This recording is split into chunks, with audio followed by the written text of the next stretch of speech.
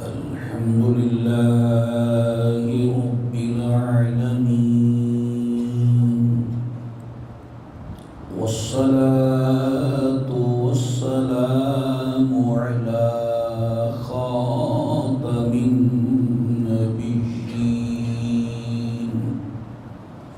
وعلى آله وأصحابه أجمعين. أما بعد، فأعوذ بالله من الشيطان الرجيم. بسم الله الرحمن الرحيم.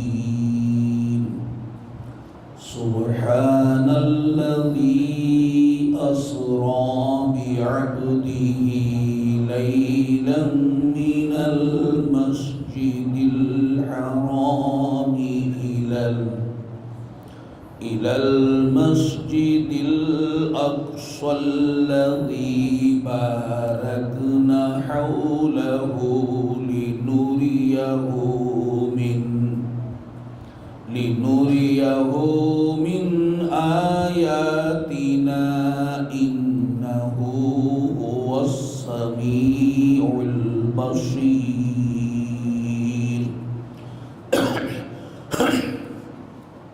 صدق الله العظيم. قال الله تبارك وتعالى في شان حبيبه الكريم: إن الله وملائكته يصلون على النبي يا أيها الذين آمنوا صلوا عليه وسلموا تسليما. الصلاة والسلام عليك يا سيدي يا رسول الله. الصلاة والسلام عليك يا سيدي يا حبيب الله. الصلاة والسلام عليك يا سيدي يا نبي الله وعلى آلك وأصحابك يا سيدي يا نور الله. الحمدللہ تعالی تبلیغ دین کی عالمی تنظیم تبلیغ اسلامی کے زیر انتظام 13ویں اسلامی تربیت کا انعقاد ہو رہا ہے. برسوں سے تربیت کا سلسلہ جاری و ساری ہے اور اب اس کا اختتام ہونے کو ہے. محترم بھائیوں اور بزرگوں اور مجھے پردے میں رہ کر سننے والی میری محترم ماؤں، بہنوں، بیٹیوں، رجب المرجب کا مبارک اور مقدس مہینہ ہمارے درمیان ہے. یوں تو یہ ابتدائی سے بڑا معزز اور مکرم مہینہ رہا ہے اور اس مہینے کو جو شرف حاصل ہوا وہ دوسرے مہینے کو نہیں ملا، اور وہ شرف یہ کہ نبوت کے 11ویں سال 27ویں رجب کو پیر کے دن اللہ تعالیٰ نے اپنے محبوب صلی اللہ علیہ وسلم کو معراج کی نعمت سے سرفراز فرمایا. میرے محترم بھائیوں اور بزرگوں اور میری محترم ماؤں، بہنوں، بیٹیوں، اللہ تبارک و تعالی نے اس آیت مبارکہ میں لفظ عبدی ہی ارشاد فرمایا. عبد کا اطلاق روح اور جسم دونوں پر ہوتا ہے. یہ لفظ ہی بتا رہا ہے کہ رسول اللہ صلی اللہ علیہ وسلم کو معراج خواب میں نہیں ہوئی، محض روح کے ساتھ نہیں ہوئی، بلکہ روح اور جسم دونوں کے ساتھ ہوئی. اور پھر یہ بات تو قابل غور ہے کہ جب رسول اللہ صلی اللہ علیہ وسلم نے معراج سے واپس تشریف لا کر لوگوں کے سامنے معراج کا واقعہ بیان کیا تو کفار جو ہیں مخالفت پر اتر آئے اور ایک شورش پڑ گئی۔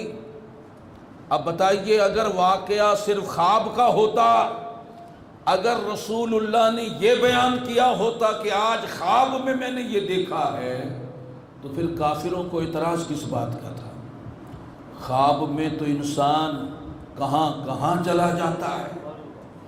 تو کافروں کا اعتراض کرنا، مخالفت کرنا، شور کرنا اس بات کی بین دلیل ہے کہ رسول اللہ صلی اللہ علیہ وسلم نے خواب کی بات بیان نہیں فرمائی تھی، بیداری کی بات بیان فرمائی تھی، تبھی تو وہ مخالفت پر اتر آئے تھے۔ تو اس لیے جمہور اہل اسلام کا اس بات پر اجماع ہے کہ رسول اللہ صلی اللہ علیہ وسلم کو معراج حالت بیداری میں جسم و روح کے ساتھ عطا ہوئی۔ اب اللہ تعالیٰ تو عالم الغیب ہے، وہ جانتا تھا جہاں میرا ابو بکر ہوگا اور ان کے پیروکار ہوں گے، جب وہ سنیں گے معراج کے واقعات تو کہیں گے آمنا وصدقنا، اور دوسری طرف ابو جہل بھی ہوگا، اس کے پیروکار بھی ہوں گے، اس کے چیلے بھی ہوں گے۔ جب ان کے سامنے معراج کی بات ہوگی تو وہ انکار کریں گے۔ تو اس لیے اللہ تبارک و تعالی نے آیت میں یہ بیان فرما دیا کہ میرے نبی نے تو خود دعویٰ ہی نہیں کیا، میں یہ اعلان کر رہا ہوں کہ میں اپنے نبی کو لے کر گیا ہوں، میں نے اپنے نبی کو سیر کرائی ہے۔ اب اگر کسی کو میری قدرت میں شک ہے وہ اپنا ٹھکانہ دوزخ میں بنا لے، میں نے تو اپنی شان خود بیان کی ہے، ان اللہ علی کل شیء قدیر۔ فلہذا اللہ تبارک و تعالی نے اس آیت مبارکہ میں یہ بتا دیا، جس کو مفتی احمد یار خان نعیمی رحمۃ اللہ علیہ نے اپنے الفاظ میں بیان کیا کہ لوگوں، جانا اور ہے، لے جانا اور ہے۔ جانا اور ہے، لے جانا اور ہے۔ یہاں لے جانا بتایا گیا، میں لے کر گیا ہوں۔ مفتی صاحب فرماتے ہیں گویا اللہ نے فرمایا ہم محبوب کے ساتھ تھے، ساتھ رہے، ساتھ لے کر گئے۔ اس بات کو اعلیٰ حضرت رحمت اللہ علیہ نے مزید وضاحت کے ساتھ اس شعر میں بیان فرما دیا، وہی ہے اول، وہی ہے آخر، وہی ہے ظاہر، وہی ہے باطن، اسی کے جلوے، اسی سے ملنے، اسی سے اس کی طرف گئے تھے۔ اللہ تعالیٰ نے واقعہ معراج کی ابتدا لفظ سبحان کے ساتھ فرمائی، اور حکیم الامت مفتی احمد یار خان نعیمی گجراتی رحمۃ اللہ علیہ فرماتے ہیں کہ جو لفظ سبحان کا ورد کرے گا اللہ تعالیٰ اسے گناہوں سے پاک فرما دے گا۔ میرے محترم بھائیوں اور بزرگوں اور میری محترم ماؤں بہنوں بیٹیوں، میرے سرکار دنیا میں شان رسالت کے ساتھ تشریف لائے اور اللہ کی بارگاہ میں شان عبدیت کے ساتھ تشریف لے گئے۔ واقعہ معراج یوں تو بہت طویل ہے، حصول برکت کے لیے اختصار کے ساتھ صدر الافاضل سید محمد نعیم الدین مراد آبادی رحمۃ اللہ علیہ کی تفسیر سے واقعہ معراج اجمالاً پیش کرتا ہوں، پھر اس کے بعد جو آج کا بیان ہے وہ گوشے گزار کیا جائے گا۔ آپ نقل فرماتے ہیں کہ معراج شریف نبی کریم صلی اللہ علیہ وسلم کا ایک جلیل معجزہ ہے، اور میں عرض کرتا ہوں معجزہ ہی نہیں، معجزات کا گلدستہ ہے، اور یہ شرف اللہ تعالیٰ کی عظیم نعمت ہے، اور اس سے آپ صلی اللہ علیہ وسلم کا وہ کمال قرب ظاہر ہوتا ہے جو نہ کسی مخلوق کو پہلے ملا، نہ ملا ہے، نہ ملے گا۔ اور یہ شرف آپ ہی کو عطا اللہ تعالیٰ کی جانب سے ہوا۔ آپ تحریر فرماتے ہیں کہ مکہ مکرمہ میں آپ کا مکہ مکرمہ سے بیت المقدس تک تشریف لے جانا رات کے مختصر حصے میں، اور اگر ویسے دیکھا جائے تو مکہ سے بیت المقدس تک کا جو سفر ہے وہ 1 مہینے کا راستہ ہے۔ مختصر وقت میں تشریف لے جانا یہ نص قرآنی سے ثابت ہے، جو اس کا انکار کرے گا کافر ہو جائے گا۔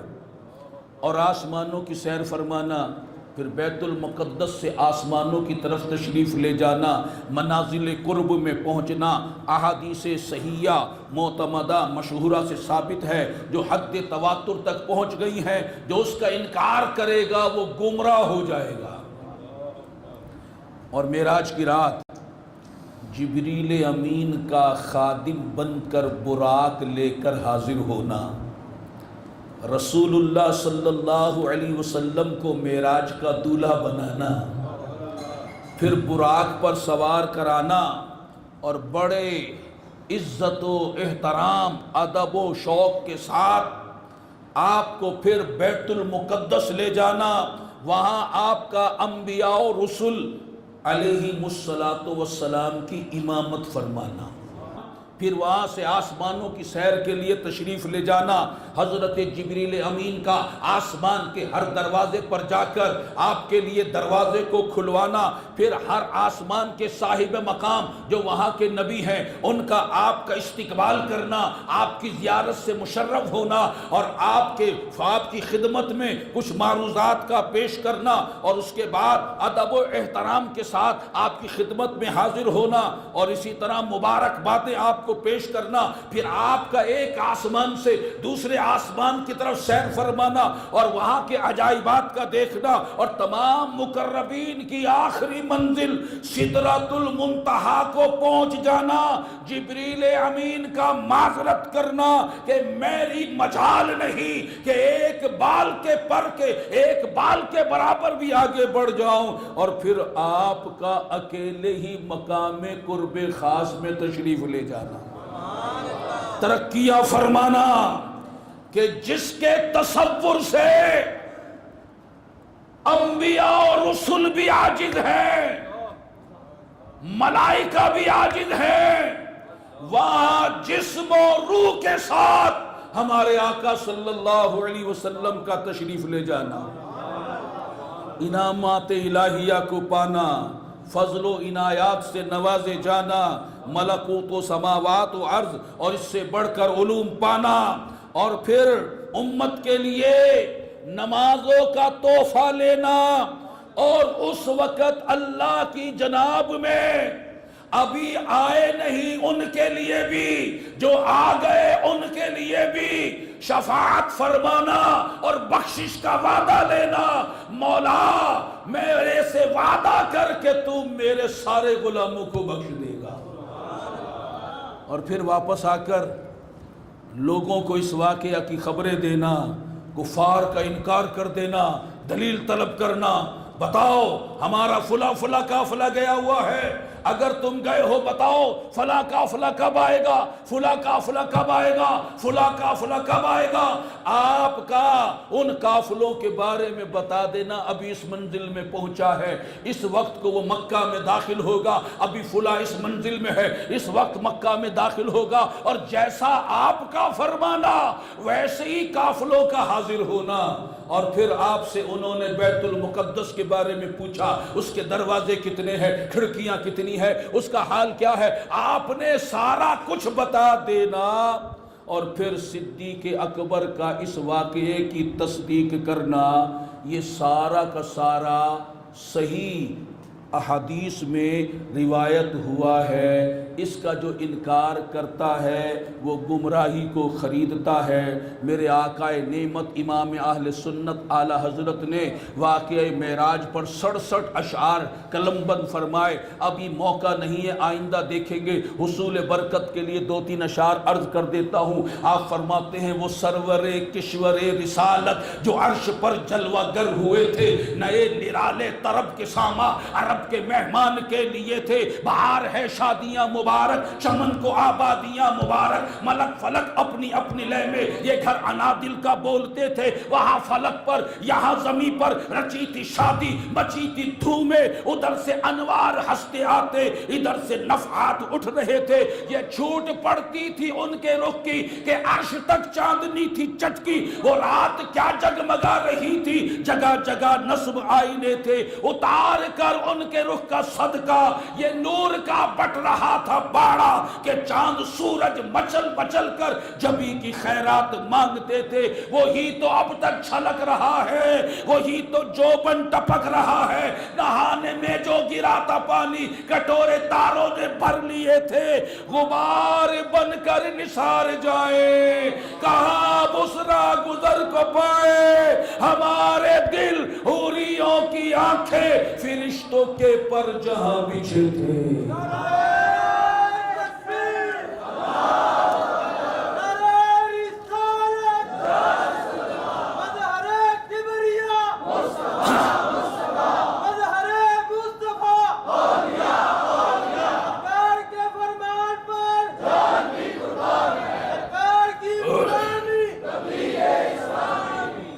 محترم بھائیوں اور بزرگوں اور میری محترم ماؤں بہنوں بیٹیوں, جب معراج کا واقعہ بیان ہوتا ہے عام ذہن میں یہ بات آ سکتی ہے کہ ہمارے نبی اوپر تشریف لے گئے, اوپر گئے اوپر گئے اوپر گئے, آسمانوں میں گئے, جنتوں میں گئے, عرش پر گئے, لا مقام میں گئے. یاد رکھیے حضور اوپر ہی نہیں گئے, نیچے بھی گئے, دائیں بھی گئے, بائیں بھی گئے, آگے بھی گئے, پیچھے بھی گئے. میرے سرکار جہاں جہاں اللہ کی خدائی تھی وہاں وہاں تشریف لے گئے. سارے جہانوں کی سیر فرمائی, صرف اوپر نہیں گئے. کس لیے گئے؟ جبریل نے آ کر کیا کہا تھا؟ ان اللہ اشتاق الی لقائک یا رسول اللہ. کوئی یہ نہ سمجھے کہ اللہ تعالیٰ کوئی عرش پر تھا اس لیے ملنے گئے. یہ تو سیر کرائی جا رہی تھی, یہ تو سیر, یہ تو اعزاز سے نوازا جا رہا تھا کہ اے محبوب جو دروازے سب کے لیے بند تھے وہ ہم نے آپ پر کھول دیے ہیں. آپ مالک ٹھہرے, اپنی مملکت کی سیر کرو. آپ ساری مخلوق کے رسول ٹھہرے, ہر جہان اور ہر مخلوق کے پاس جاؤ, ہر جہان کو دیکھو. تو میرے سرکار ہر جہان میں تشریف لے گئے اور پھر اسی مختصر سے وقت میں کہاں کہاں کی سیر کی. اعلیٰ حضرت فرماتے خدا کی قدرت کے چاند حق کے کروڑوں منزل میں جلوہ کر کے. صرف یہ 70,000 جہان کی بات نہ سمجھو, گنتی ہم کر نہیں سکتے. فرماتے خدا کی قدرت کے چاند حق نے کروڑوں منزل میں جلوہ کر کے ابھی نہ تاروں کی چھاؤں بدلی کہ نور کے تڑکے آ لیے تھے. وہی لامکاں کے مکی ہوئے, سر عرش تخت نشیں ہوئے. یہ نبی ہیں جن کے ہیں یہ مقام, وہ خدا ہے جس کا مقام نہیں. تو حضور کدھر گئے, کہاں گئے؟ اعلیٰ حضرت رحمت اللہ علیہ فرماتے ہیں خرد سے کہہ دو کہ سر جھکا لے. یہ جو تمہاری عقل سوچ رہی ہے نا کدھر گئے, ان کا مقام و مرتبہ تو عقلوں سے وراء الورا ہے. ادراک سے وراء, سوچ سے وراء, خیال سے وراء, تصور سے وراء, تیرے میرے علم سے وراء, ہر ایک مخلوق سے وراء ہے. تو کون تصور کر سکتا ہے, کون ادراک کر سکتا ہے؟ اب ایک ہی بات ہے کہ اپنے آپ کو عاجز مان لو, اپنی عقلوں کو جھکا دو, خرد سے کہہ دو کہ سر جھکا لے. گما سے گزرے گزرنے والے، ارے پڑے ہیں یہاں خود جہت کو لالے، یہاں تو دائیں بائیں آگے پیچھے انہیں سمجھ نہیں آ رہی، پڑے ہیں یہاں خود جہت کو لالے، کسے بتائیں کدھر گئے تھے۔ حضور اوپر گئے، نیچے بھی گئے، جنت اوپر ہے، آسمانوں سے اوپر۔ سرکار فرماتے صلی اللہ علیہ وسلم پھر مجھے جنت میں داخل کیا گیا اور میں نے وہاں موتیوں کے گنبد والے محلات دیکھے، اس سے پتہ چلا کہ آپ اوپر تشریف لے گئے، اور دوزخ ہے ساتوں زمینوں سے نیچے، اور آپ فرماتے ہیں کہ پھر جنت کی سیر کے بعد دوزخ کے پاس مجھے لایا گیا، دوزخ کے احوال دکھائے گئے، اس میں نے اللہ تعالیٰ کا غضب دیکھا، اس کا عذاب دیکھا، اس کا انتقام دیکھا۔ اگر اس میں پتھر اور لوہوں کو بھی ڈال دیا جائے تو وہ آگ پتھر اور لوہے کو بھی کھا لے۔ یہ حدیث بتا رہی ہے نیچے بھی گئے ہیں۔ تو جہاں جہاں اللہ کی خدائی ہے وہاں وہاں آپ تشریف لے گئے، اور پھر اس کے بارے میں مزید بیان پھر کبھی ہوگا۔ ابھی جو ہم نے بیان کرنا ہم اس طرف آتے ہیں کہ رسول اللہ صلی اللہ علیہ وسلم نے جنت کو بھی ملاحظہ فرمایا، دوزخ کو بھی ملاحظہ فرمایا، اور دوزخ میں آپ نے کچھ احوال وہ آپ نے ملاحظہ فرمائے، پھر امت کو بتائے تاکہ یہ ان کو ہوش آئے، ان کو خیال آئے کہ اگر انہوں نے اپنے آپ کو نہ سدھارا تو آخرت کا عذاب میں کیا دیکھ کر آیا ہوں۔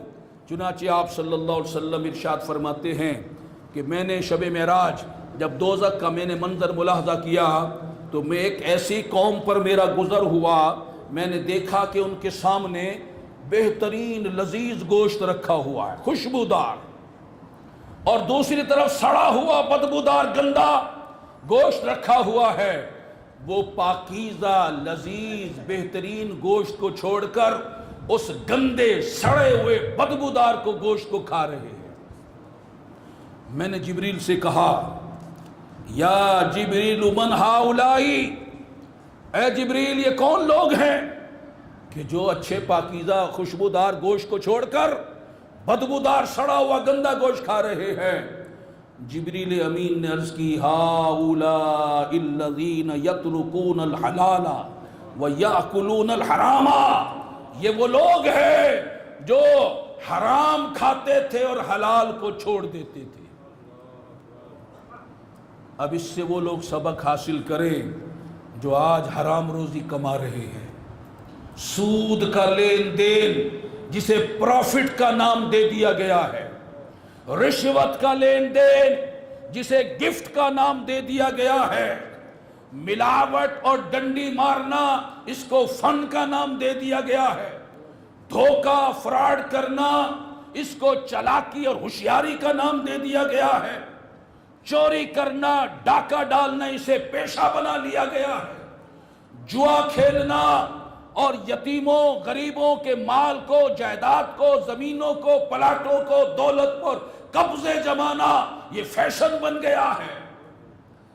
آپ ذرا غور کیجئے، میرے آقا صلی اللہ علیہ وسلم ارشاد فرماتے ہیں کہ جس کا گوشت حرام سے اگا ہو تو وہ آگ سے بہت زیادہ قریب ہے۔ قریب کا معنی کیا ہے؟ علماء فرماتے ہیں کہ جس طرح مٹی کے تیل میں کسی کپڑے کو گیلا کر لیا جائے اور اس کو آگ دکھائی جائے، وہ سوکھے کپڑے کی نسبت یہ آگ کے زیادہ قریب ہوگا، اس کو آگ جلدی پکڑے گی، اس کو آگ جلدی جلائے گی۔ تو ایسے ہی وہ شخص جو حرام کھاتا ہے آگ اسے جلدی پکڑ دے گی۔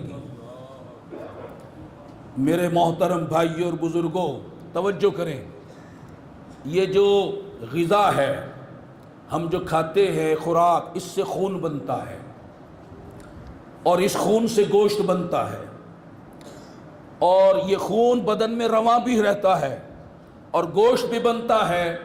اب اس خون اور گوشت کا اثر سارے بدن پر پڑتا ہے۔ اگر غذا حلال کی ہوگی اثر پاک ہوگا، غذا حرام کی ہوگی اثر ناپاک ہوگا. حلال روزی کھاؤ گے, بچوں کو کھلاؤ گے, ان کی آنکھیں بھی پاکیزہ ہوں گی, ان کے کان بھی پاکیزہ ہوں گے, ان کے ہاتھ پاؤں بھی پاکیزہ ہوں گے, ان کے دل بھی پاکیزہ ہوں گے, ان کے ذہن بھی پاکیزہ ہوں گے, ان کے ذہن کے خیالات بھی پاکیزہ ہوں گے. اور اگر ہم اپنے بچوں کو حرام کھلائیں گے, خود حرام کھائیں گے, اپنے گھر والوں کو حرام کھلائیں گے, حرام کھائیں گے, تو پھر یہ آنکھیں بد نگاہیاں کریں گی, پھر یہ کان گانے باجے سنیں گے, پھر ان ہاتھوں سے سود کا لین دین ہوگا, پاؤں گناہوں کی طرف چلیں گے, دل کے اندر گندے خیالات ہی ہوں گے, ذہن میں گندے خیالات ہی ہوں گے, پھر بندہ گناہوں کی طرف لپکے گا. سرکار صلی اللہ علیہ وسلم فرماتے ہیں جب ابن آدم کے پیٹ میں حرام کا لقمہ پڑا تو زمین و آسمان کے سارے فرشتے اس پر لعنت بھیجتے ہیں. اگر وہ اسی حال میں مر گیا کہ وہ حرام کا لقمہ اس کے پیٹ میں تھا, فما واہ جہنم, تو اس کا ٹھکانہ دوزخ ہے. تو خدا را اس حرام روزی سے توبہ کر لیجئے. آج تو اس سے آنے والی آمدنی اچھی لگ رہی ہے مگر اس کا انجام بہت برا ہے. ہمارے آقا صلی اللہ علیہ وسلم مزید ارشاد فرماتے ہیں میں نے شب معراج جہنم میں ایک ایسی قوم کو دیکھا جس کی زبان گدی سے کھینچی گئی تھی, پیچھے سے. آگے سے کھینچنے میں کھینچ کر دیکھ لے کتنی تکلیف ہوتی ہے, اور پھر گدی سے کھینچنا. میں نے جبریل سے کہا من ہم, یہ کون لوگ ہیں؟ جبریل نے عرض کیا ہم الذین یحلفون باللہ کاذبین, یہ وہ لوگ ہیں جو جھوٹی قسمیں کھاتے ہیں. آج بچہ بڑا مرد عورت بات بات پر جھوٹی قسمیں کھا رہے, کاروبار کرنے والے جھوٹی قسمیں کھا رہے. آج جھوٹی قسمیں کھانے کا ایک ٹرینڈ بن گیا ہے. اللہ کی قسم, قرآن کی قسم, جھوٹی قسمیں اٹھا لیتے ہیں لوگ, جھوٹا قرآن اٹھا لیتے ہیں.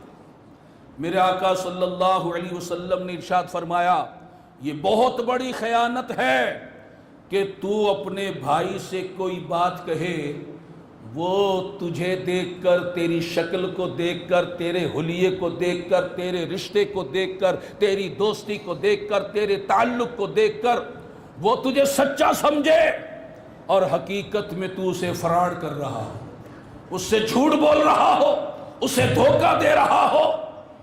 آج کتنے ایسے لوگ ہیں کہ لوگ دیکھتے ہیں کہ یہ تو میرا رشتہ دار ہے, یہ تو میرا دوست ہے, یہ تو بڑا نیک آدمی ہے, داڑھی رکھتا رکھے ہوئے, نماز پڑھنے والا ہے, اور اس پر اعتماد کرتا اور وہ اسے دھوکہ دے جاتا ہے. اس کو میرے آقا نے فرمایا یہ عام خیانت نہیں, یہ بڑی خیانت ہے.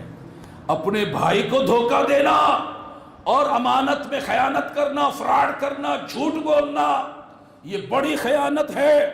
اور آج تاجر لوگ یہ بھی بڑی جھوٹی قسمیں اٹھاتے ہیں, کاروباری لوگ, اسی طرح دفتر میں بیٹھنے والے جھوٹی قسم اٹھا لیتے جناب ابھی تو آپ کی فائل آئی نہیں, اور مطلب ہے کہ ذرا آپ فائل کے ساتھ کچھ لگاؤ تاکہ پھر ہم آپ کی فائل پیش کریں. جھوٹی قسمیں اٹھاتے جب تک کچھ نہ دیا جائے کام نہیں ہو رہا. دکاندار جھوٹی قسمیں, اللہ کی قسم یہ تو 500 روپے کی میری خرید ہے, پھر 300 روپے میں بیچ بھی دیتے ہیں. جھوٹی قسمیں کچے رنگ کو پکا رنگ ثابت کر دیتے ہیں, ملاوٹ والی چیز کو قسمیں اٹھاتے ہیں کہ یہ خالص ہے, بالکل 100% خالص ہے, یہ تو میرے ڈیرے کا دودھ ہے, یہ تو شہد کا, یہ میں جو شہد خود اپنے باغ سے لے کر آیا ہوں, اس میں کوئی ملاوٹ نہیں ہے. قرآن کی آیات لکھ دیتے ہیں, حدیثیں لکھ دیتے ہیں, من غشنا فلیس منا, کہتے کوئی ملاوٹ نہیں, اور سب سے زیادہ فراڈ کر رہے ہوتے ہیں. میرے آقا صلی اللہ علیہ وسلم فرماتے ہیں تاجر لوگ فاجر ہیں. صحابہ نے عرض کی حضور کیا بیع حلال نہیں, تجارت حلال نہیں؟ فرمایا حلال ہے, مگر یہ لوگ بات کرنے میں جھوٹ بولتے ہیں اور قسم جھوٹی اٹھاتے ہیں, تو یہ تاجر لوگ فاجر ہیں. تو میرے محترم بھائیوں اور بزرگوں، آج جھوٹ بول کر یہ سودا ہو سکتا ہے بک جائے، لیکن کل قیامت میں اگر پکڑ ہو گئی اور دوزخ میں ڈال دیا گیا اور زبان کو گدی سے پکڑ کر کھینچ لیا گیا، وہ تکلیف خطرناک ہے یا یہ جو چند ہزار روپے حرام کے کھائے جا رہے ہیں اس کی لذت زیادہ ہے؟ ہوش میں آئیے، غور کیجئے۔ ہماری خواتین، ہماری مائیں بہنیں بیٹیاں بھی جھوٹی قسمیں کھانے میں دیر نہیں لگاتی، بات بات پر وہ بھی جھوٹی قسمیں کھا لیتی ہے، انہیں بھی توبہ کرنی چاہیے اور اس گناہ سے اپنے آپ کو بچانا چاہیے۔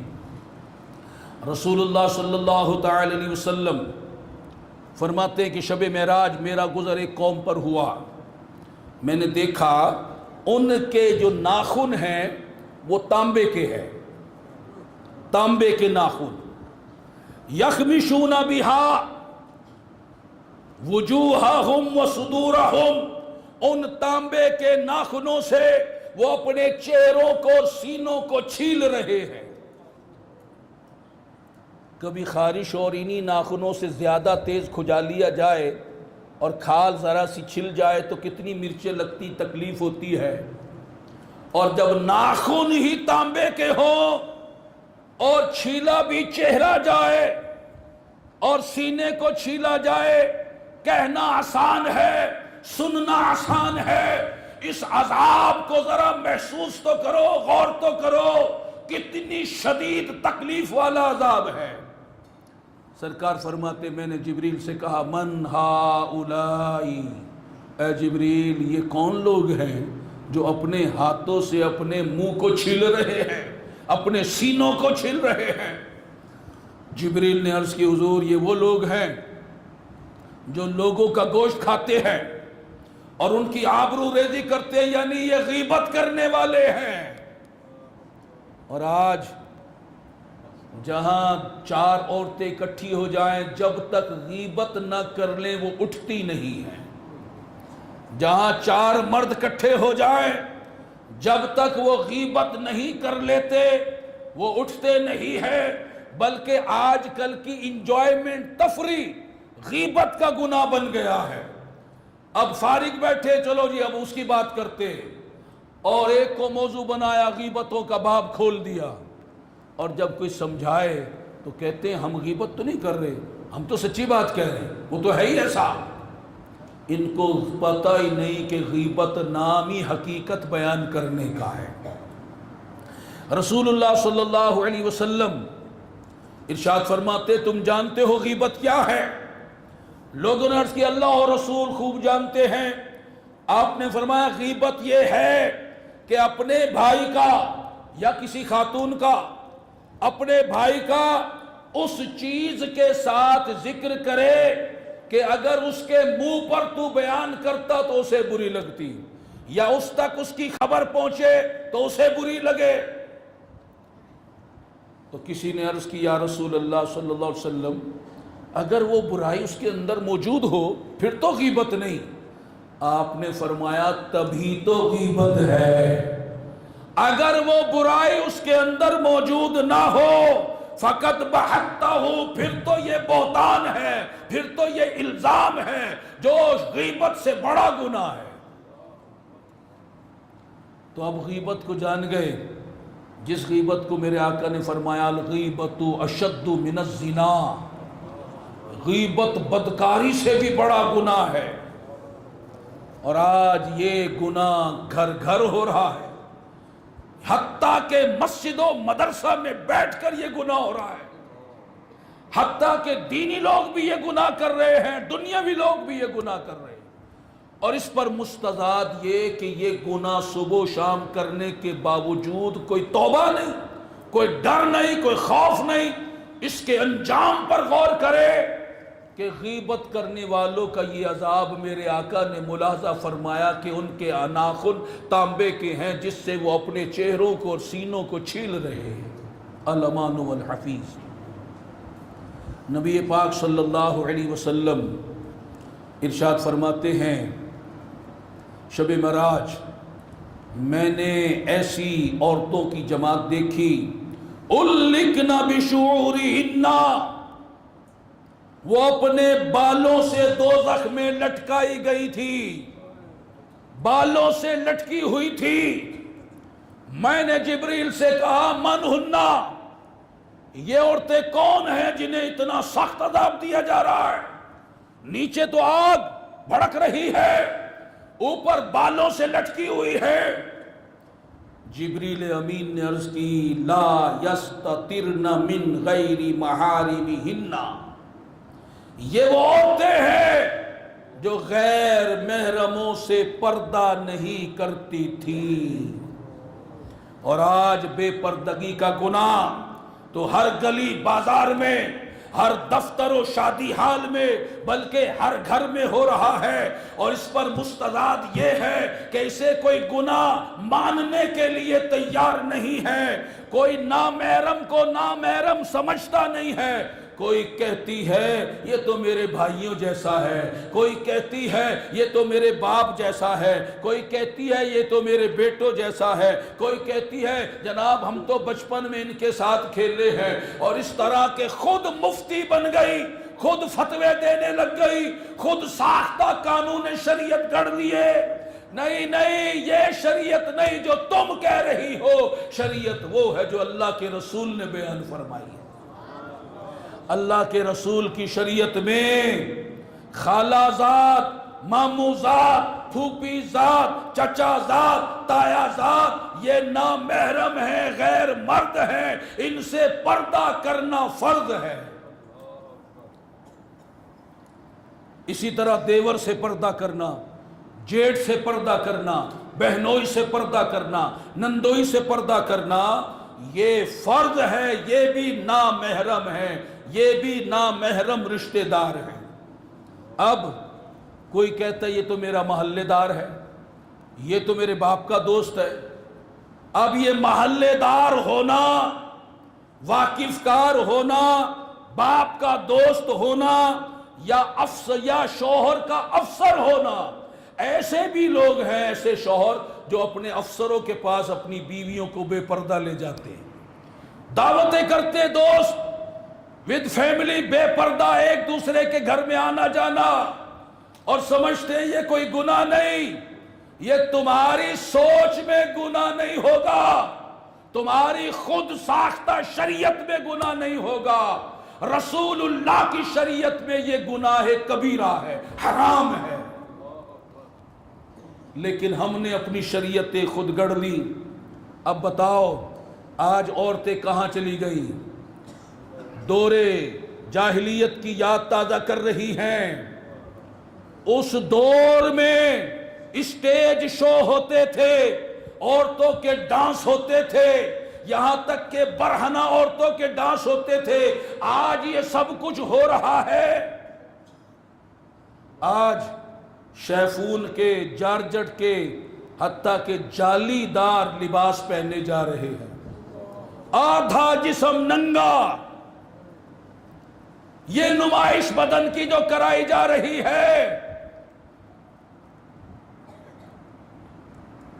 اس کے انجام کا کوئی خیال ہے؟ پھر آج ایک وبا اور آ گئی، ان بغیرت بےہودہ فلمی اداکاروں جو بغیر شوہر کے تعلقات غیر مردوں سے جوڑتی اور خبریں بھی شائع کرتی ہے، جو حرام کاری ڈنکے کے چوٹ پہ کرتی ہے، ان کے پیچھے لگ کر مسلمان خواتین نے ٹائٹس پہننا شروع کر دی ہیں کہ پنڈلیاں، رانے، وہ سب کچھ۔ اب وہ سمجھتی ہیں یہ کپڑا نہیں، یہ ہونا نہ ہونا برابر ہے۔ جو عورت ایسا ٹائٹس لباس پہنتی ہے، مردوں کو ان کی طرف نگاہ کرنا جائز نہیں، جب مردوں کو انہیں دیکھنا جائز نہیں تو ان کا ایسا لباس پہننا کہاں سے جائز ہوگا؟ پھر وہ شوہر، وہ باپ، وہ بھائی جو ایسا لباس فراہم کرتے ہیں، وہ اس گناہ میں برابر کے شریک ہیں۔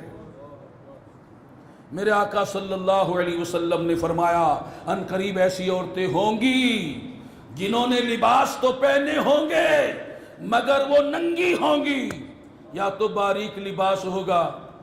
سیدہ عائشہ صدیقہ طیبہ طاہرہ رضی اللہ تعالی عنہا نے اپنی بھتیجی کے سر پر ایک باریک دوپٹہ دیکھا، آپ نے اسے لے کر پھاڑ کر 2 ٹکڑے کر دیے۔ ایسا دوپٹہ جس سے بالوں کی رنگت ظاہر ہو، پھاڑ دیا، اور موٹے کپڑے کا دوپٹہ چادر ان کو اوڑھا دی۔ یہ ہے گھر کے بڑوں کا کردار۔ اور آج جو گھر کے بڑے ہیں وہ تو ناجائز فیشن کراتے ہیں، اور اس پر مستزاد یہ عذاب یہ کہ ایسی نیم برہنہ عورتوں کی سیلفیاں بنا کر پھر فیس بک پر بھی چڑھاتے ہیں۔ پھر ان میں اور اداکاراؤں میں فرق کیا رہ گیا؟ یہ جو نمائش بدن کی کر رہی ہے وہ سینما گھر پہ نمائش کرتی ہے، یہ شاپنگ سینٹروں میں نمائش کر رہی ہے، یہ شادی ہالوں میں نمائش کر رہی ہے۔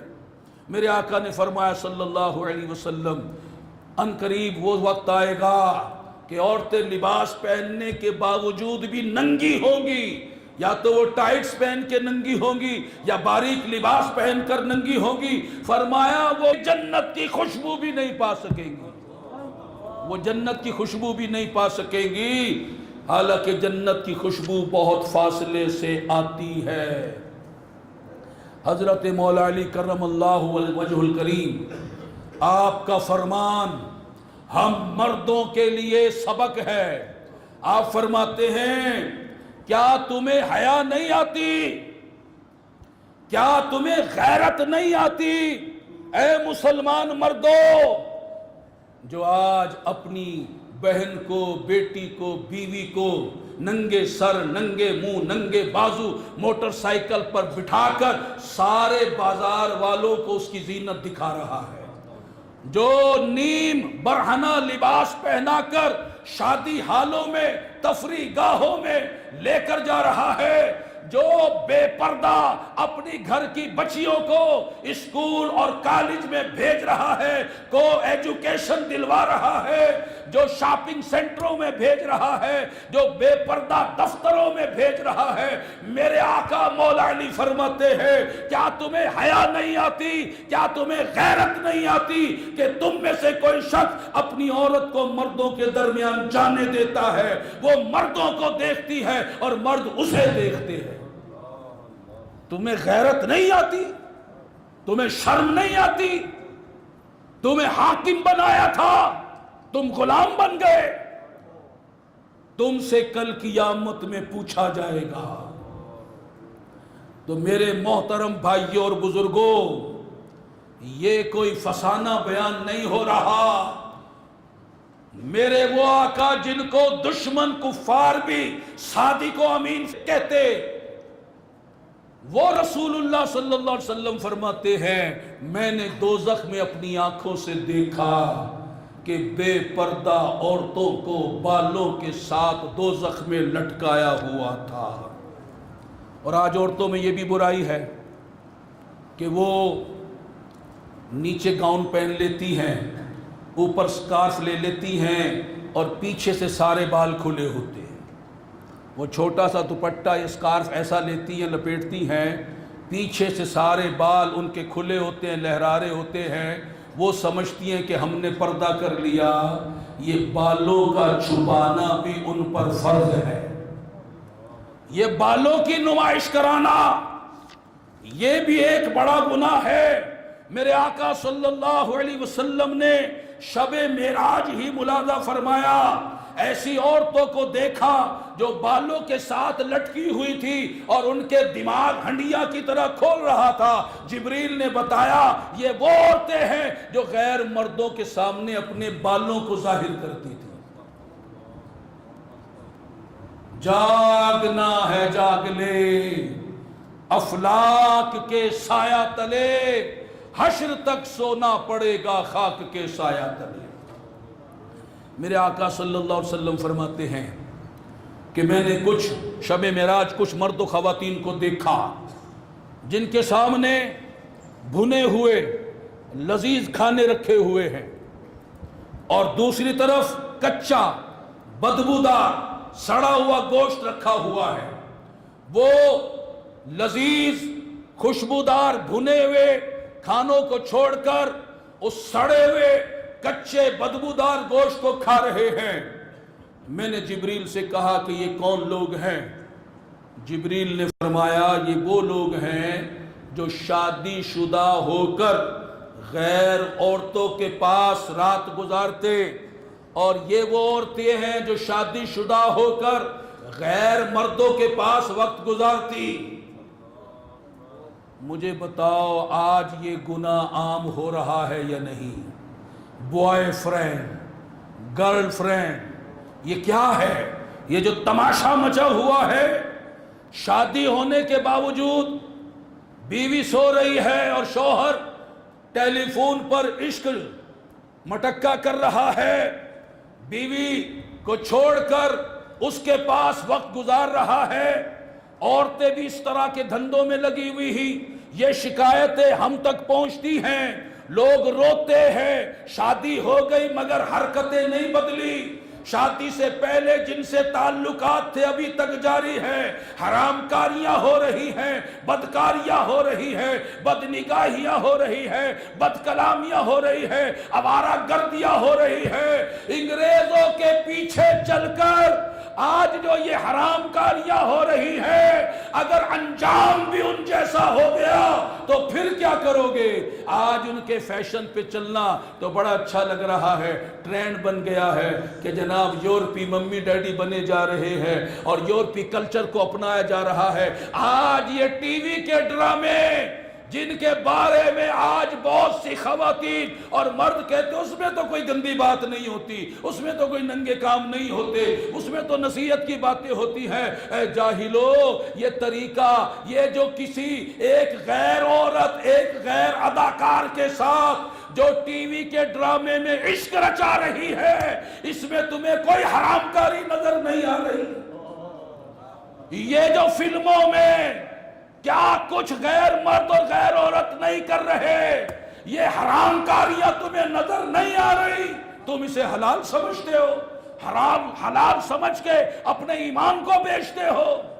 خدا را ہوش میں آؤ، ہوش میں آؤ، ہوش میں آؤ۔ میرے آقا فرماتے ہیں ہاتھ زنا کرتے ہیں، پاؤں زنا کرتے ہیں اور آنکھیں بھی زنا کرتی ہیں۔ یہ غیر عورتوں کے ساتھ گپے لگانا، مصافحہ کرنا، اور اب تو عید ملی جا رہی ہے، شادی بیاہوں میں ہاتھ ملائے جا رہے ہیں، اب منگنی کے وقت ابھی نکاح نہیں ہوا، منگنی ہو رہی ہے، لڑکی لڑکے کو انگوٹھی پہنا رہی ہے، لڑکا لڑکی کو انگوٹھی پہنا رہا ہے۔ یہ کون سا دین ہے؟ یہ محمد عربی کا دین ہرگز نہیں ہے۔ یہ تم نے کہاں سے سیکھ لیا؟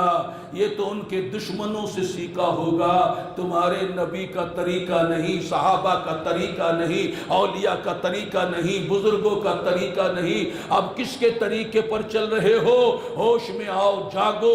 یہ شریعت تمہارے لیے آئی ہے، یہ قرآن تمہارے لیے آیا ہے، نبی کا فرمان تمہارے لیے ہے، مگر تم قرآن کو چھوڑ کر، شریعت کو چھوڑ کر، نبی کے فرمان کو چھوڑ کر ان کے دشمنوں کے طریقے کو اپناؤ اور پھر خوش ہو، کھلکٹے لگاؤ، مسکراؤ، کہے لگاؤ، جشن مناؤ اور جناب خوب خوشیاں مناؤ۔ ایک تو حرام کام کرو، اوپر سے خوشیاں مناؤ۔ تمہیں وہ قول یاد نہیں کہ جو ہنستے ہوئے گناہ کرتا ہے روتے ہوئے دوزخ میں جائے گا؟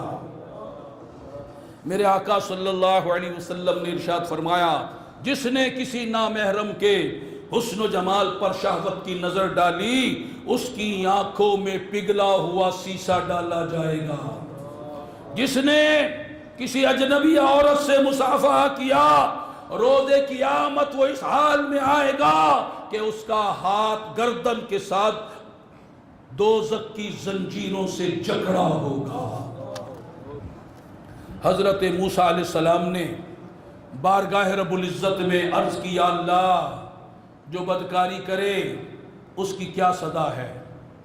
اللہ نے فرمایا میں اسے جہنم کی ایک زرہ ایسی پہناؤں گا، اگر اس زرہ کو بلند و بالا پہاڑ پر ڈال دیا جائے تو اس کی گرمی اور حدت سے وہ پہاڑ راکھ بن جائے۔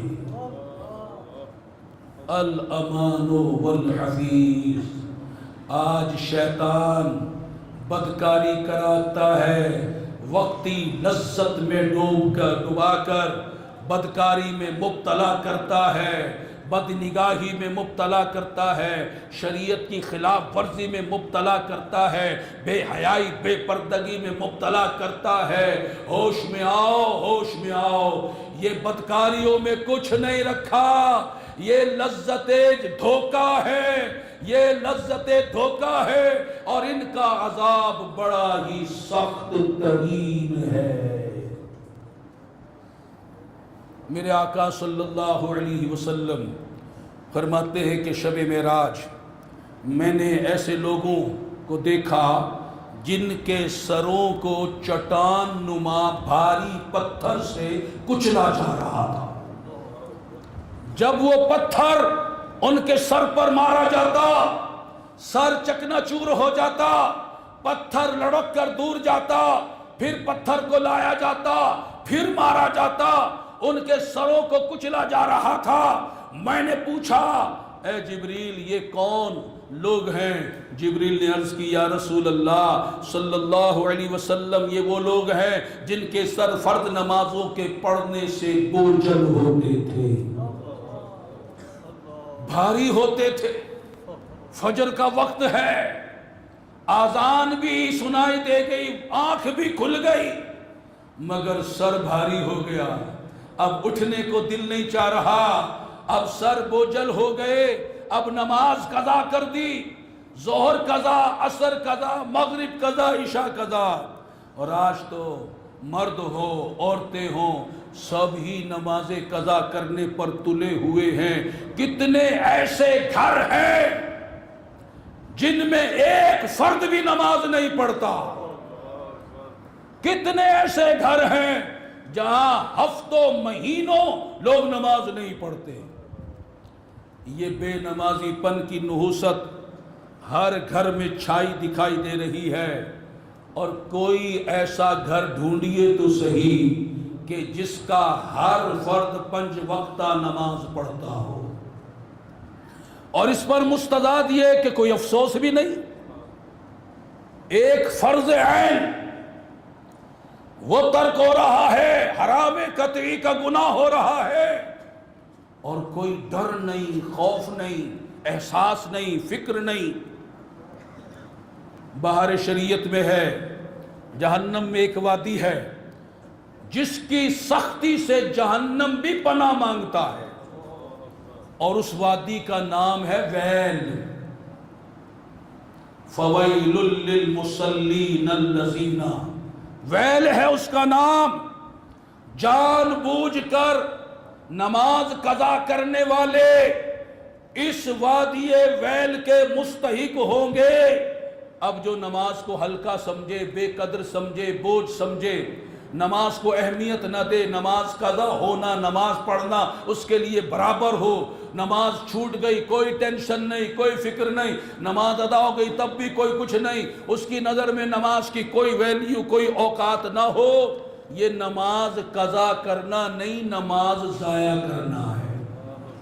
اور نماز ضائع کرنے کو علماء نے کفر لکھا ہے۔ نماز قضا کرنا حرام ہے اور نماز ضائع کرنے کو کفر قرار دیا ہے۔ اب بتاؤ لوگ نماز قضا کر رہے ہیں یا ضائع کر رہے ہیں؟ اور جو لوگ نماز ضائع کرتے ہیں قرآن ان کے بارے میں فرماتا ہے فَسَوْفَ يَلْقَوْنَ غَيًّا، تو ان قریب وہ نماز ضائع کرنے والے غی کا جنگل پائیں گے۔ غی جہنم میں ایک وادی ہے جس کے اندر پیپ اور خون بہتا ہے، جو بہت گہری اور گندی وادی ہے۔ اس کے اندر ایک کنواں ہے جس کا نام بہیم ہے۔ جب کبھی دوزخ کی آگ ٹھنڈی ہوتی ہے اس کنویں کا منہ کھول دیا جاتا ہے، اس کی آگ کو بھڑکایا جاتا ہے۔ اب نماز ضائع کرنے والوں کو اس وادی غی میں پھینکا جائے گا۔ جہنم میں ایک وادی ہے جس کا نام لملم ہے، اس میں سانپ ہے، ہر سانپ اونٹ کی گردن کے برابر موٹا ہے، ایک ماہ کی مسافت لمبا ہے۔ وہ سانپ تاریک نماز کو ڈسے گا، 40 سال تک وہ اس کے زہر کے درد میں تڑپتا رہے گا، اور وہ ایک بار نہیں مسلسل ڈستا رہے گا۔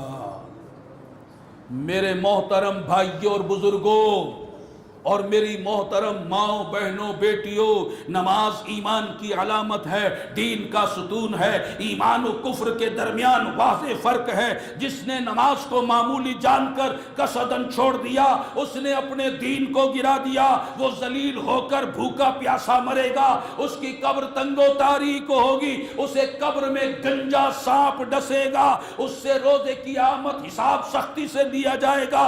روز قیامت اس کا حشر فرعون کے ساتھ، قارون کے ساتھ، حامان کے ساتھ، ابی بن خلف جیسے بدترین کفار کے ساتھ ہوگا۔ دوزخ کے خطرناک سانپ اور بچھو سے ڈسیں گے، اور نماز قضا اور ضائع کرنے کے سبب وادی غی، وادی لملم، وادی ویل کا مستحق بنے گا۔ میرے آقا فرماتے ہیں بے شک اللہ کا ایک فرشتہ ہے جو ہر نماز کے وقت یہ ندا لگاتا ہے، اے اولاد آدم اٹھو اور جہنم کی آگ کو جسے تم نے نمازیں چھوڑ کر اللہ کی نافرمانیاں کر کے اپنے لیے جلایا ہے، اس آگ کو بجھاؤ۔ مؤذن 5 بار حی علی الصلاۃ حی علی الفلاح کی صدائیں لگا رہا ہے، بہرے نہ بنو، اس کی آواز پر لبیک کہو، اللہ کی نماز پڑھو، اسے معبود مانا ہے، اس پیشانی کو اس کے آگے جھکاؤ، سجدے میں گر جاؤ، اس کے لیے قیام کرو، رکوع کرو، قوما کرو، جلسہ کرو، سجدہ کرو۔ عبادت کا وہی مستحق ہے، وہ معبود ہے، ہم عبد ہیں۔ عبد کا کام اپنے معبود کی عبادت کرنا ہے، اور عبادتوں میں فرض عین اور بڑی اہم عبادت نماز ہے۔ اس نماز کو ہرگز ضائع نہ کرو، قضا نہ کرو۔ آج تمہیں بچوں سے پیار ہے، آج تمہیں گھر والوں سے پیار ہے، کیا کوئی چاہتا ہے میرے بچے کے بدن پر سانپ لپٹ جائے، اسے ڈسنا شروع کر دے؟ دنیا کے سانپ سے تو بچاتے ہو، اگر یہ بچہ یہ نمازی نہ بنا، یہ بیوی نمازی نہ بنی، یہ بہن بھائی نمازی نہ بنے، یہ ماں باپ نمازی نہ بنے، یہ دوست یار نمازی نہ بنے، تو دوزخ کے سانپ ان کے بدن پر لپٹیں گے، انہیں ڈسیں گے۔ کیا تم برداشت کرتے ہو کہ تمہارا یہ چہیتا بیٹا، تمہاری یہ لاڈلی بیٹی، تمہاری یہ پیاری بیوی دوزخ میں جائے اور سانپ اور بچھو کے حوالے ہو جائے؟ جب آپ نہیں چاہتے تو پھر علاج کرو، ان کو نمازی بناؤ، ان کو دین کے راستے پر لے کر آؤ، ان کو علم دین پڑھاؤ، یہ میری اور آپ کی ذمہ داری ہے۔ میرے محترم بھائیوں اور بزرگوں، آپ نے چند گناہوں کا بد انجام سنا، اور بھی بہت سارے گناہ ہیں جنہیں سرکار نے شب معراج ملاحظہ فرمایا۔ غور کیجئے، کیا ان گناہوں میں سے کوئی ایسا گناہ تو نہیں جس میں ہم مبتلا ہوں؟ اگر ایسی بات ہے چھوڑ دو اس گناہ کو، توبہ کر لو، کہیں ایسا نہ ہو کہ اللہ تبارک و تعالی پکڑ فرما لے، اور اس کی پکڑ بڑی شدید ہے۔ وَأَنَّ اللَّهَ شَدِيدُ الْعَذَابِ، اور بے شک اللہ کا عذاب بہت سخت ہے۔ حدیث پاک میں ارشاد فرمایا، روز قیامت جب دوزخ کو لایا جائے گا، دوزخ کو معمولی نہ سمجھو۔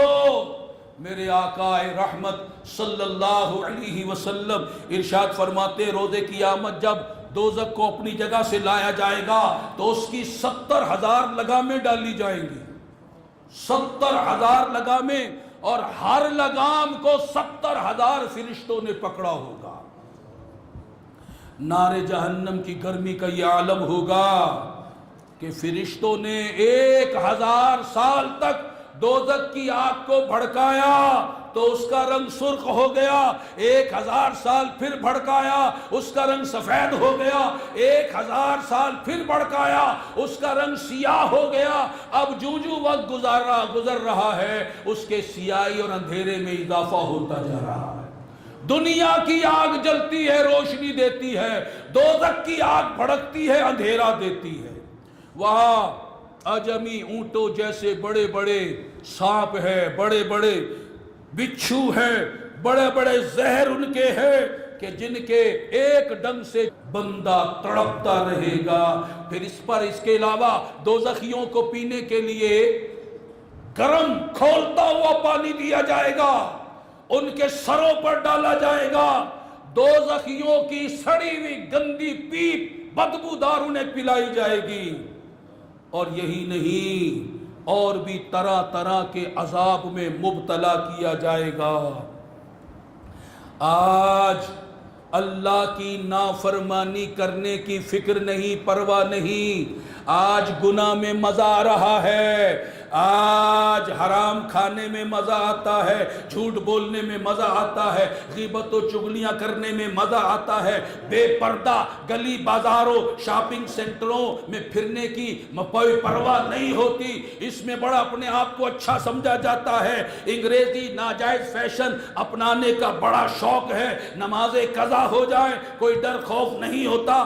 سوچو اگر اللہ تبارک و تعالی نے ان گناہوں پر پکڑ فرما لی تو ہمارا کیا بنے گا؟ اگر ہمیں دوزخ میں جھونک دیا گیا، کیا ہم دوزخ کا عذاب برداشت کر لیں گے؟ ہرگز نہیں، ہرگز نہیں، ہرگز نہیں۔ خدا را ہوش میں آؤ، غفلت سے بیدار ہو جاؤ، گناہوں سے توبہ کر لو، زندگی کا کوئی بھروسہ نہیں۔ اگر یوں ہی بغیر توبہ کیے مر گئے اور اللہ تعالی نے پکڑ فرما لی، ہم برباد ہو جائیں گے۔ آج جو سود لینے کی عادت پڑی ہوئی ہے، رشوت خوری کی عادت پڑی ہوئی ہے، ڈنڈی مارنے، ملاوٹ کرنے، چوری کرنے، ڈاکہ ڈالنے، کاروبار میں جھوٹ بولنے، جھوٹی قسمیں کھانے، فراڈ کرنے، یہ جو کچھ بھی ہے ان سارے گناہوں سے توبہ کر لو۔ میری مائیں بہنیں بھی توبہ کر لے۔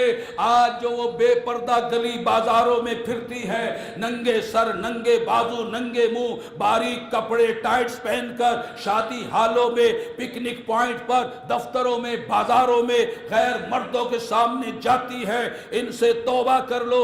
آج جو زکوٰۃ دینے سے ہچکچا رہے ہیں، آج جو امانت میں خیانت کر رہے ہیں، نمازیں قضا کر رہے ہیں، وہ اپنے انجام سے ڈرے اور اللہ تعالیٰ کے حضور توبہ کر لے۔ اللہ فرماتا ہے واتقوا اللہ، اور اللہ سے ڈرو، وَاعْلَمُوا، اور جان لو، ان اللہ شدید العقاب، کہ اللہ کا عذاب بڑا سخت ہے۔ اللہ تعالیٰ فرماتا ہے ڈر جاؤ، میری نافرمانی چھوڑ دو، گناہ چھوڑ دو، میرے دشمنوں کے طریقے پر چلنا چھوڑ دو، ان کے فیشن پر چلنا چھوڑ دو، تو میرے سارے بھائی اور ساری بہنیں بیٹیاں آج توبہ کر لے، روتے ہوئے آج توبہ کر لے کہ آج اس کے بعد، آج سے ہم حرام روزی نہ کمائیں گے نہ کھائیں گے، سود کا لین دین نہیں کریں گے، رشوت کا لین دین نہیں کریں گے، ملاوٹ نہیں کریں گے، ڈنڈی نہیں ماریں گے، دھوکہ نہیں دیں گے، چوریاں نہیں کریں گے، ڈاکے نہیں ڈالیں گے، جھوٹ نہیں بولیں گے، جھوٹی قسمیں نہیں کھائیں گے، غیبت نہیں کریں گے، چغلیاں نہیں کھائیں گے، گالیاں نہیں نکالیں گے، دھوکہ نہیں دیں گے، وعدہ خلافی نہیں کریں گے، لوگوں کو نہیں ستائیں گے، لوگوں پر ظلم نہیں ڈھائیں گے، نمازوں کی پابندی کریں گے۔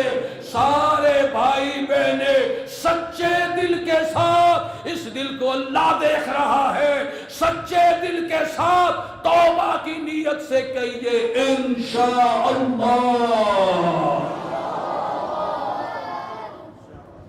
اسی طرح میری مائیں بہنیں بیٹیاں آج توبہ کر لے، کچھ نہیں رکھا اس انگریزی فیشن میں، اس بے پردگی میں سوائے عذاب کے، آخرت میں رسوائی کے، یہ 4 سے لیا ہو سکتا ہے تعریف کر دے، ہو سکتا ہے دنیا والے کے اچھی لگ رہی ہو، لیکن جس کی بندی ہو اس رب سے تو پوچھو اس بے پردگی کی حالت میں اسے اچھی لگتی ہو یا اس کا قہر جوش مارتا ہے، اس اللہ سے ڈرو، اس سے معافی مانگو اور تم بھی توبہ کر لو۔ چاہے کوئی ناراض ہوتا ہو یا راضی ہوتا ہو اس کی ہمیں پرواہ نہیں، ہم تو اللہ کی ناراضی سے ڈرتے ہوئے توبہ کرے کہ آج کے بعد بے پردگی کا مظاہرہ ہرگز ہرگز ہرگز نہیں کرے گی۔ چاہے کوئی کزن ہو، محلے دار ہو، جس کو شریعت نے کہا یہ نامحرم ہے، یہ غیر مرد ہے، اس سے تم نے پردہ کرنا ہے، کہیے انشاءاللہ تعالی۔ اسی طرح ہم مردوں پر لازم ہے کہ حکمت کے ساتھ اور اپنی حکمرانی کو استعمال کرتے ہوئے جہاں تک اختیار ہے اپنے گھروں میں نماز کا نظام رائج کریں، اپنے گھروں میں دینی ماحول بنائیں، اپنے گھروں میں پردے کا ماحول بنائیں۔ اللہ تبارک و تعالی ارشاد فرماتا ہے یا ایھا الذین آمنوا قوا انفسکم واہلیکم نارا وقودھا الناس والحجارہ، اے ایمان والو اپنے آپ کو اور اپنے گھر والوں کو دوزخ کی آگ سے بچاؤ، جس دوزخ کی آگ کا ایندھن انسان اور پتھر ہے۔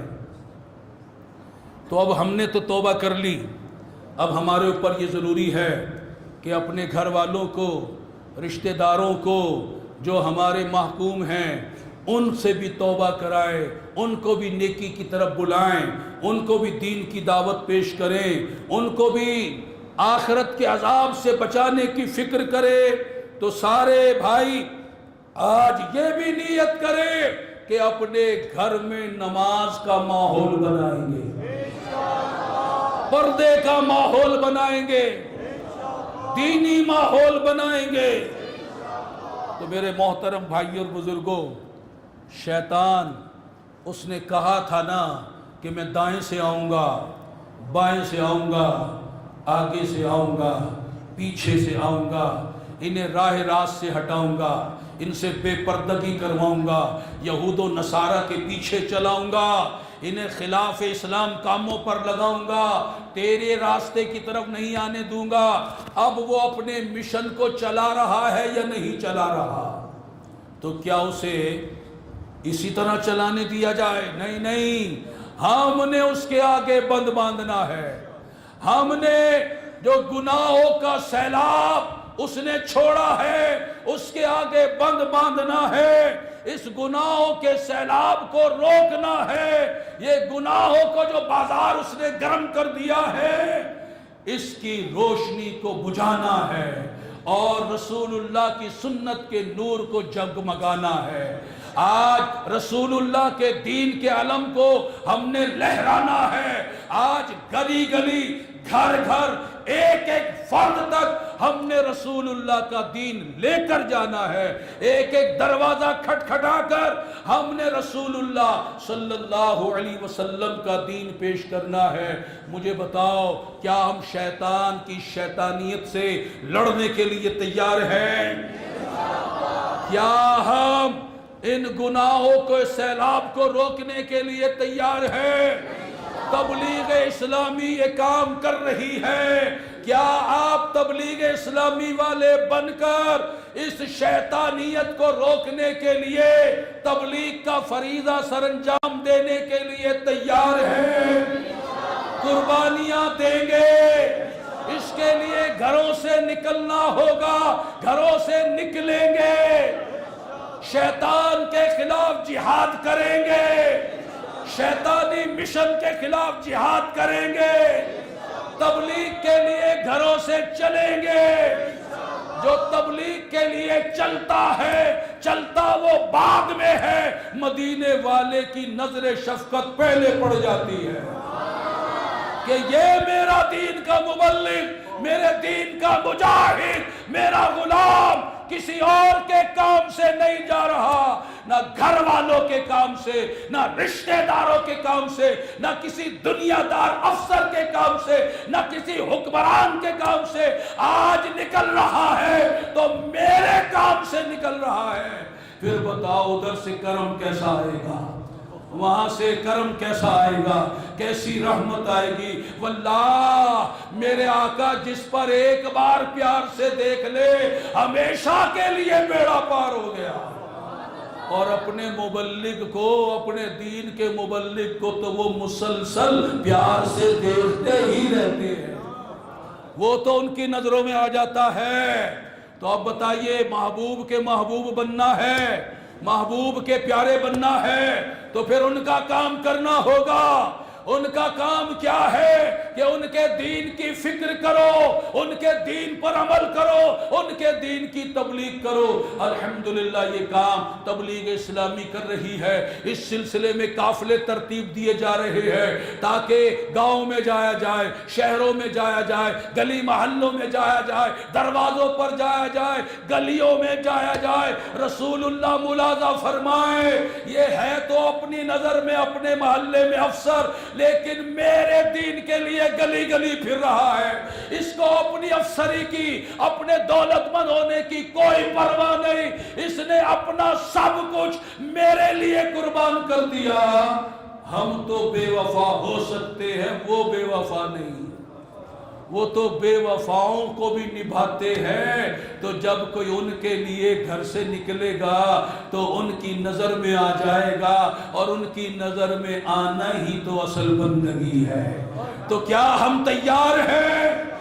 ہم رسول اللہ کے دین کے لیے تیار ہیں؟ آپ کے دین کی تبلیغ کے لیے تیار ہیں؟ آپ کے دین کی تبلیغ کے لیے قافلوں میں جائیں گے؟ تو کون ہے جو 3 دن کے لیے رسول اللہ کے دین کی تبلیغ کے لیے قافلے میں جائے گا؟ وہ ذرا کھڑا ہو جائے، وہ کھڑا ہو جائے کہ رسول اللہ کے دین کی تبلیغ کے لیے نکلیں گے۔ اس میں شرماؤ نہیں، یہ آقا کے دین کی بات ہے، یہ آقا کے دین کی بات ہے۔ شرماؤ نہیں، جھجکو نہیں، سوچو نہیں، یہ سوچنے والا کام نہیں ہے۔